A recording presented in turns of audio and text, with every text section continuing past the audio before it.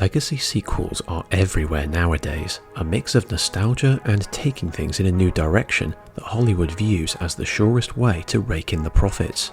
Some methods have fared much better than others, and having seen many myself over the last decade, it's time to rank my personal picks for the best and worst. But before we begin, some ground rules. What counts as a legacy sequel?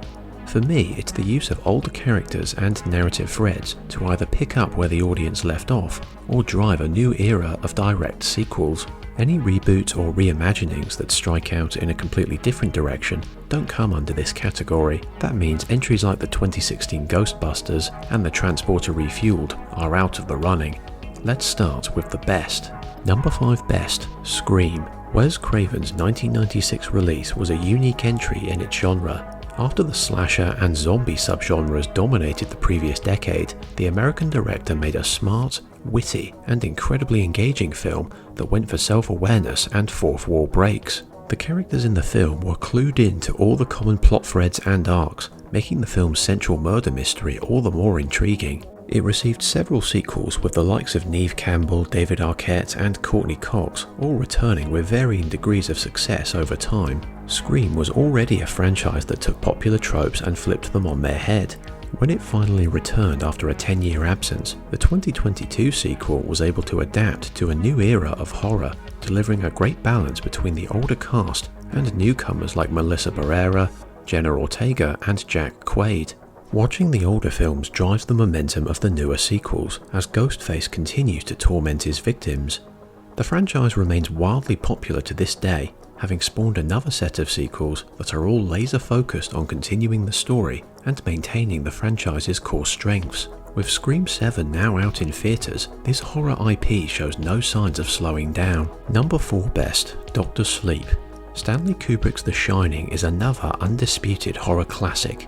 The tale of Jack Torrance and his slow descent into insanity remains one of the creepiest films ever released. It's also a rare production that overcame the mixed reviews it received back in 1980, rising above both critical malaise and the original source material. For years it remained a standalone production, that is until Stephen King wrote a new book in 2013. It didn't take long for Warner Bros. To jump on the film rights just 1 year later. After the success of another Stephen King adaptation, the production moved forward. Making a sequel to such a renowned movie was an audacious task, but in 2019 director Mike Flanagan took up the challenge with Dr. Sleep. It picks up many years after the original, with Danny Torrance, played by Ewan McGregor, struggling to come to terms with the events of his youth. He still possesses the Shining ability and investigates a new cult. While Dr. Sleep is a silver screen rendition of Stephen King's work, it weaves in the same DNA as The Shining while striking out in its own confident direction. Above all else, it never lost sight of the source material and received high praise from the masses as a result. It still succeeded despite having to recast most of the characters and redo many components from scratch. Number 3 best, Creed 2. Back in 1987, the Rocky series took on the Cold War with its 4th entry. Pitting the Italian stallion against the Soviet Union's most feared boxer resulted in a wildly enjoyable sequel. Some 3 decades later, the Creed films picked up a major moment in that film and ran with it, achieving massive acclaim in the process. While Creed 1 and 3 are great films in their own right, it's the second entry that really made a mark. It's the most direct of the bunch, picking up threads from Rocky 4 and integrating them into the plot. Rocky 4 is a widely known titan of 80s cinema, but Creed 2 elevates what was once an over-the-top sports drama into something much more personal. The protagonist is fighting for more than just the title this time around, underlined by bad blood between the two families. The dramatic element between both Rocky and Adonis and Drago and his son Victor formed the central backbone of the film, resulting in many surprisingly emotional moments. The end result was very conclusive, and in the years since Creed 2's release, the torch has been definitively passed. The more recent sequels have been able to stand on their own. Number 2 best, Blade Runner 2049. 1982's Blade Runner was like nothing moviegoers had ever seen before. Riding the momentum of both Star Wars and Alien, Ridley Scott introduced us to a darker and much more atmospheric future world. But the film wasn't just a looker, it also embraced the ideas of the Philip K. Dick novel it was based on. Artificial intelligence, giant corporations dominating the landscape, and the struggle to remain human were all included in the narrative. Throughout the rest of the 80s and 90s, the film rights were subject to many disputes, keeping a follow-up from getting off the ground. While the director had some ideas to expand this dystopian universe, none of them came to fruition. It took a true visionary and fan of the original to bring a sequel to life. Directed by Denis Villeneuve, Blade Runner 2049 stands apart from other legacy sequels by being unapologetically faithful to the classic in every way. It doesn't skimp on the deep, thought-provoking themes and absorbing atmosphere, telling its story on a visual level. Harrison Ford returned to his iconic role, but 2049 didn't rest on its laurels or repeat what we had seen before. It does everything a follow-up should. It's just too bad that few audiences went to see the film in 2017. Number 1 Best, Top Gun Maverick. Between its iconic soundtrack and raging aerial battles, Tony Scott's Top Gun was a smash hit back in 1986, becoming one of the most well-known and beloved productions of that decade. In spite of some mixed reviews, it left a massive cultural impact in many ways, causing a surge in Air Force recruitment at the time. It took 36 long years for a sequel to be made, and while Tom Cruise initially denied the follow-up was on the cards, development eventually started in 2010. Joseph Kosinski took up the reins, and when it arrived in 2022, Top Gun Maverick set the blueprints for how to do a legacy sequel. With an older Maverick teaching the next generation of fighter pilots while grappling with guilt from the previous film, the filmmakers picked up all the right threads while making the premise feel fresh and new. The action is some of the most thrilling and intense of any modern sequel, but it wouldn't work nearly as well if you weren't invested in Tom Cruise, Miles Teller, and the rest of the cast. What makes Maverick the very best is how it both surpasses the original and understands how to update it for the modern day. Number 5 Worst, The Exorcist Believer. Back in 1973, The Exorcist terrified audiences worldwide. Gruesome and controversial, it wrote the rulebook on demonic possession in horror. With a huge number of award nominations and top spots on many a genre ranking, William Friedkin's production was lightning in a bottle. For the last 50 years, multiple follow-ups have tried to replicate the film's success and failed left and right. Exorcist II: The Heretic, Exorcist: The Beginning, The Exorcism of Emily Rose, all of these films struggled along, with only The Exorcist III coming somewhat close to the original.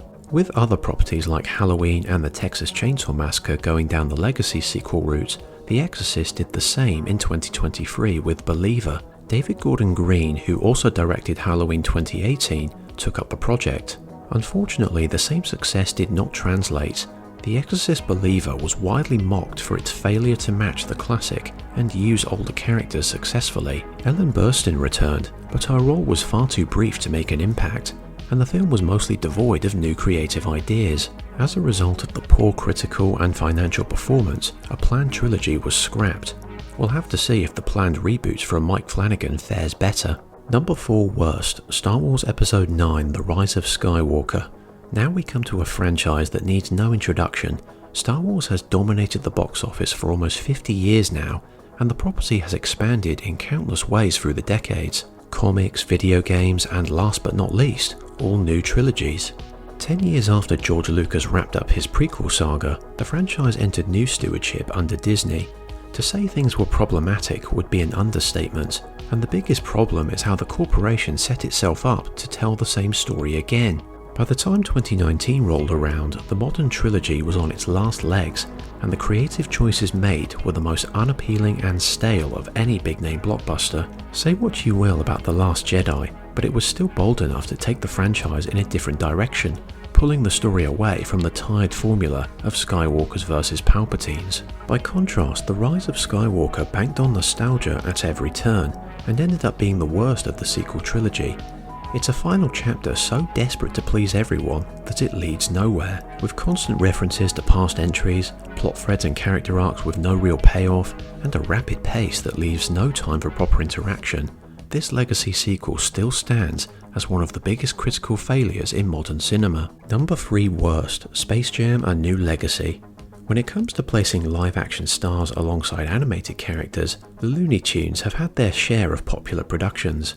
The original Space Jam was a cult favourite for many, unique at the time for its blend of live-action work from basketball megastar Michael Jordan and his antics with various cartoons. It had some novelty back in 1996, but most reviewers didn't think very highly of it. The fact the film was spawned from an advert for Nike trainers says it all, but that didn't stop Warner Bros. From having another go in 2021. The biggest problem with A New Legacy is how lazy and outdated it feels. The film tries so hard to pull audiences in with familiar sights and sounds, but ultimately feels pointless. The attempt at mixing new and old references falls short, with the production feeling more like a long conveyor belt of brand marketing than a proper film. It's also a massive waste of big-name talent, with names like LeBron James, Don Cheadle and Zendaya all being subjected to some drab material. Even Joe Picker, the original film's director, despised A New Legacy, which went on to win several dubious honours at the Golden Raspberry Awards. Number 2 worst, Independence Day Resurgence. At the opposite end from Scream, we have Roland Emmerich's Independence Day, released in the summer of '96 to massive commercial success. This large-scale war against the alien menace wasn't high art by any means, but it still had a solid entertainment factor, getting audiences in seats to see the colossal destruction on the biggest screen possible. Enjoyable performances from Will Smith and Jeff Goldblum also made a mark, walking just the right line between cheese and B-movie schlock.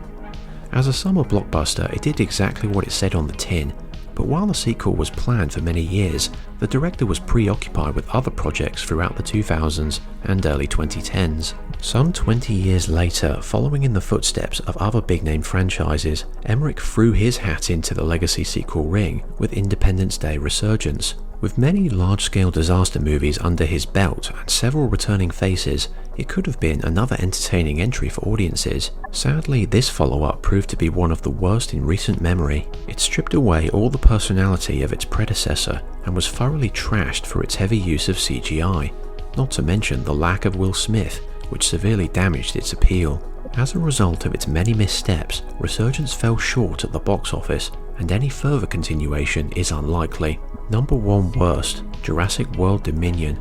From one abused blockbuster to another, the Jurassic Park series ran out of steam a long time ago, but when it returned in 2015, it managed to turn some enormous profits.